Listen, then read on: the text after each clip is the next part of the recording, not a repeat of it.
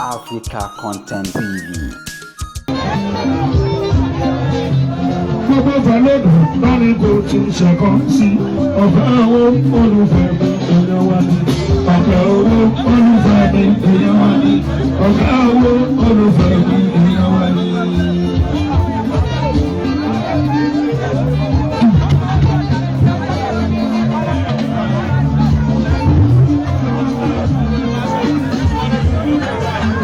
Gbogbo balógun lọ́rin kò tún ṣẹ̀kọ́ sí ọ̀gá owó olùfẹ́ mi èèyàn wa ni ọ̀gá owó olùfẹ́ mi èèyàn wa ni ọ̀gá owó olùfẹ́ mi èèyàn wa ni.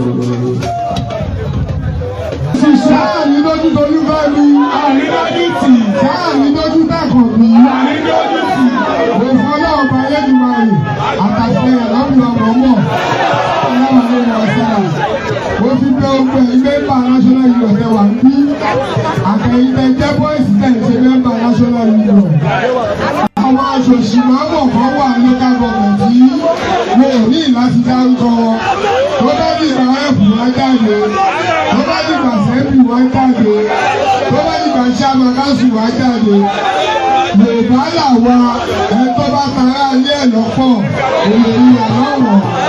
Ṣé wọ́n yí ọ̀wọ́ bá lẹ̀ bá ti balẹ̀ ẹ̀ bá ti bá ti yà.